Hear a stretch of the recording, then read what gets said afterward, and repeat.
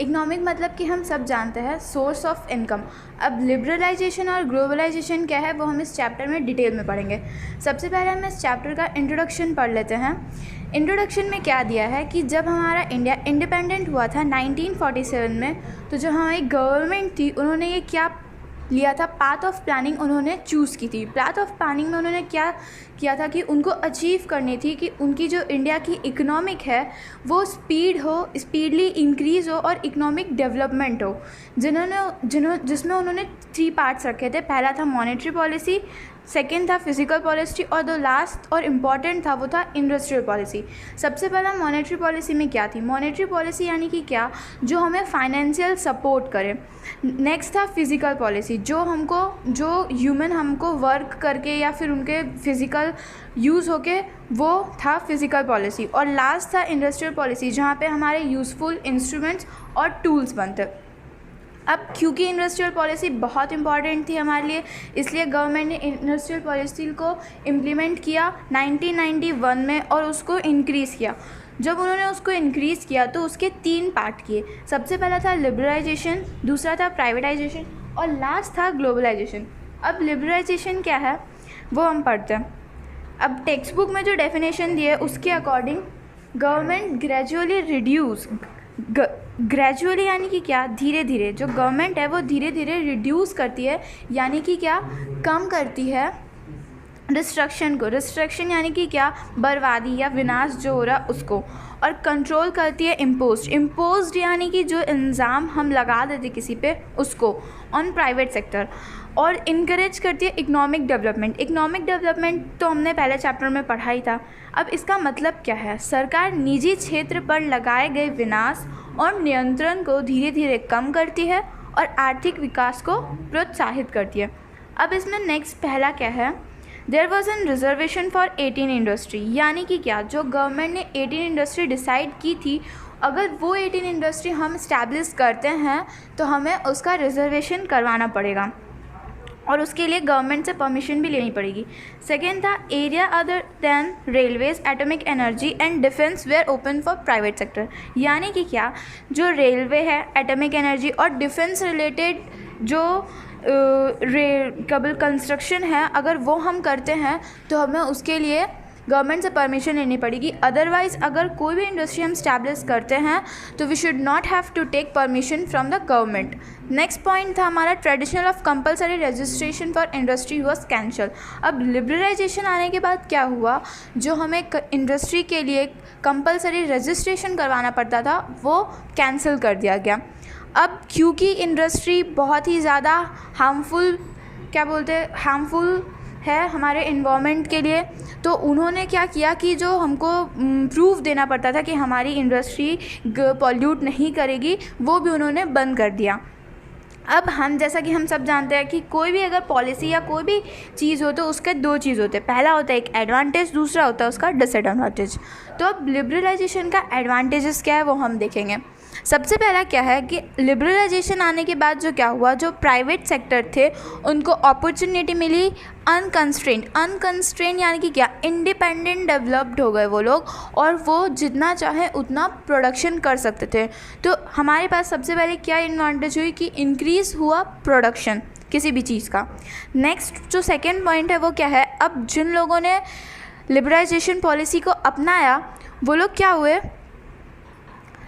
Liberalisation policy को अपनाने के बाद क्या हुआ, जो इम्प्यूट्स थे मतलब उससे मोटिवेट हो गए, क्या हुआ, धीरे धीरे पहले एक आदमी ने इंटरनेशनल ट्रेड स्टार्ट किया, फिर दूसरे ने, फिर तीसरे ने, धीरे धीरे क्या हुआ, इंटरनेशनल ट्रेड जो है वो हमारा इंक्रीज़ हो गया। इससे इकोनॉमिक जो हमारी इंडिया की थी वो क्या हो गई, इंक्रीज़ हो गई और फाइनेंशियली हम लोग बहुत स्ट्रॉन्ग बन गए।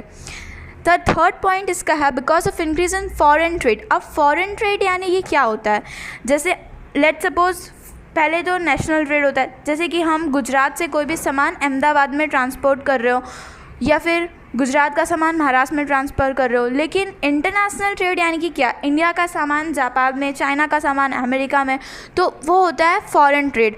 अब फॉरेन ट्रेड इंक्रीज़ होने लगा तो धीरे धीरे फॉरेन एक्सचेंज भी करने लगे।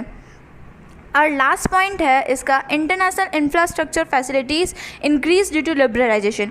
अब हम पूछेंगे कि इंटरनेशनल इंफ्रास्ट्रक्चर फैसिलिटीज़ क्या है।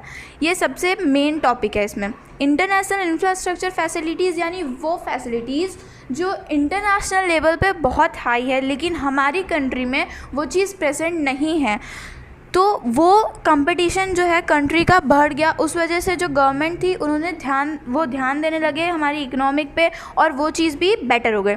नेक्स्ट है अब इसका डिसएडवांटेज। अब डिसएडवांटेज में पहला पॉइंट क्या है, in spite of decrease in restriction and monopoly could not be checked.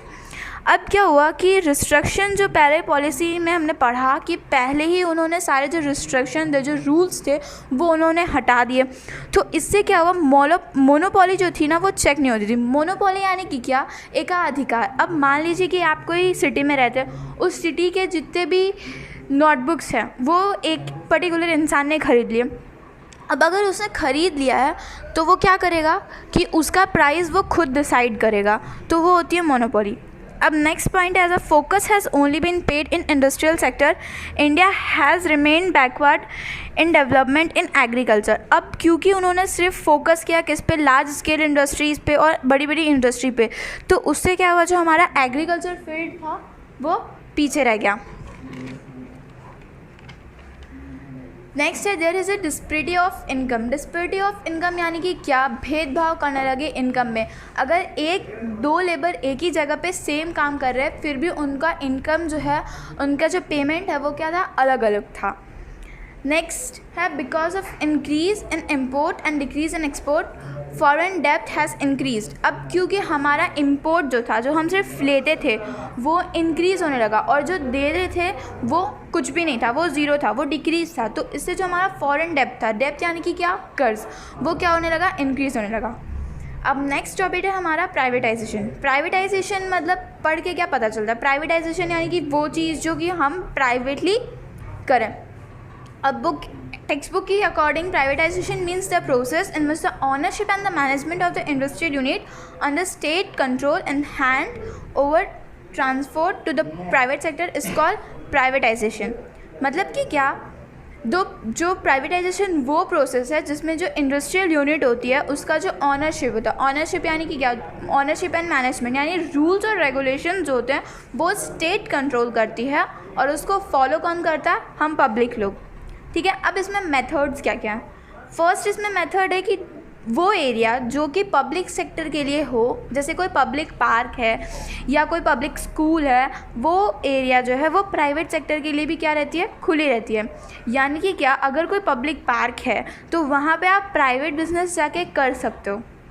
Next है state keeps the ownership of the state own company under its control. इसमें दो चीज़ होती है। पहले बारे में क्या होता है, जो स्टेट होता है वो ऑनरशिप जो होता है अपने पास रखता है किसी भी इंडस्ट्री का, और जो चार्जेस होता है वो मैनेजमेंट को पे करता है। मैनेजमेंट यानी कि हम प्राइवेट सेक्टर वाले। नेक्स्ट में क्या होता है कि जो स्टेट होती है वो मैनेजमेंट अपने हैंड में रखती है और जो ऑनरशिप होती है वो प्राइवेट कंपनी को प्रोवाइड करती है। अब इसमें भी एडवांटेज और डिसएडवांटेज दोनों है। सबसे पहले हम एडवांटेज पढ़ेंगे। अब क्योंकि ये प्राइवेटाइजेशन था तो इसमें कंपटीशन भी बहुत ज़्यादा होगा, तो इसलिए तो क्या था, इंक्रीज़ हो गया नंबर ऑफ़ प्रोडक्शन। जो नंबर ऑफ़ प्रोडक्शन था वो क्या होने लगा, इंक्रीज़ होने लगा। अब नंबर ऑफ़ प्रोडक्शन इंक्रीज़ हो गया। अब मान लीजिए कि दो दुकान एकदम बाजू बाजू में, अभी मेरे दुकान में ज़्यादा क्या बोलते हैं ग्राहक आ रहे हैं और आपकी दुकान में कम ग्राहक आ रहे हैं, तो आप क्या करोगे कि वर्किंग कैपेसिटी इंक्रीज़ कर दोगे। क्यों? क्योंकि आपको कंपटीशन लेवल चाहिए होगा कि उसके दुकान में ज़्यादा लोग आ रहे हैं तो मेरी दुकान में भी आने चाहिए, आपको प्रॉफिट चाहिए होगा। तो इसलिए आप क्या करोगे, वर्किंग कैपेसिटी जो इंक्रीज़ कर दोगे, ज़्यादा काम करोगे, ज़्यादा मेहनत करोगे, तो वो भी चीज़ एक उसकी एडवांटेज में आती है। नेक्स्ट है डिसएडवांटेज में क्या है कि प्राइवेटाइजेशन की वजह से जो कंपटीशन लेवल था मार्केट में वो बहुत बढ़ गया था। इसकी वजह से जो एविल और मोनोपोली थी वो भी इंक्रीज़ होने लगी। एविल यानी कि जो बुराइयाँ और मोनोपोली यानी कि एकाधिकारी, जो कि हमने पहले ही समझ लिया था वो क्या होता है, तो वो क्या हुआ, इंक्रीज़ होने लगा। अब इसमें नेक्स्ट इसका डिसएडवांटेज क्या है, प्राइवेटाइजेशन की वजह से क्या हुआ, जो स्मॉल स्केल इंडस्ट्री थी वो पूरी तरीके से प्रॉपरली डेवलप नहीं हो सकी और जो लार्ज स्केल इंडस्ट्री थी सिर्फ उसी को प्राइवेटाइजेशन का बेनिफिट मिला। अब इसमें लास्ट पॉइंट है, price has not be under the control due to the privatization, this had lead to problem of the price rise. यानी कि क्या, अब प्राइवेटाइजेशन यानी कि वो चीज़ जो हम खुद अपने से रूल करते हैं, तो उसमें जो प्राइस होता है वो भी पब्लिक खुद ही डिसाइड करती है। उस वजह से क्या हुआ, जो प्राइस था वो इंक्रीज़ होने लगा मार्केट में, वो भी उसका एक बहुत बड़ा डिसएडवांटेज था। नेक्स्ट पॉइंट है ग्लोबलाइजेशन। ग्लोबलाइजेशन यानी कि क्या, globalization is a process of connecting one country economic with the world economic. Globalization वो प्रोसेस है जो कि एक कंट्री की इकोनॉमी को पूरी वर्ल्ड की इकोनॉमी के साथ कनेक्ट करती है। इसके रिजल्ट का क्या हुआ कि जो ग्लोबलाइजेशन होने लगा इंडिया में, पूरे वर्ल्ड में, तब क्या हुआ, जो गुड्स, सर्विस और टेक्नोलॉजी और लेबर्स थे वो ईजीली अवेलेबल होने लगे। अब नेक्स्ट इसका एडवांटेज हम पढ़ेंगे।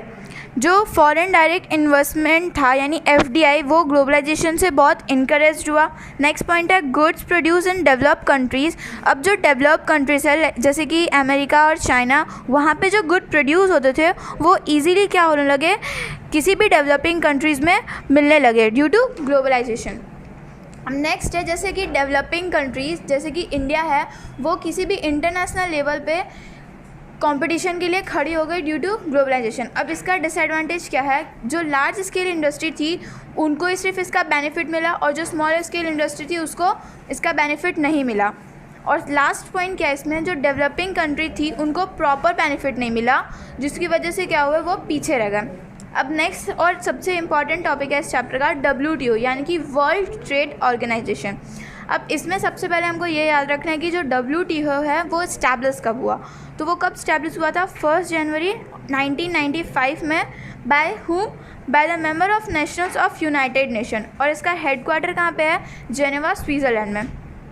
अब इसके ऑब्जेक्टिव यानी कि इसके रूल क्या है, अब to remove obstacle influence global trading, यानी कि जो वर्ल्ड ट्रेड था वो क्या हुआ, इससे प्रभावित हुआ और जो अपना प्रोडक्शन था वो उन्होंने इंक्रीज़ कर दिया। नेक्स्ट है to remove protections policy given to the industries of the country for the foreign trade, यानी कि जो रिस्ट्रिक्शंस और जो रूल्स थे वो इन्होंने हटा दिए। To coordinate with the global trade policy and economic policy, यानी कि क्या, जो वर्ल्ड ट्रेड की जो नीति थी वो आर्थिक नीति हो गई और उसके साथ एक सामान्य व्यवहार करने लगे।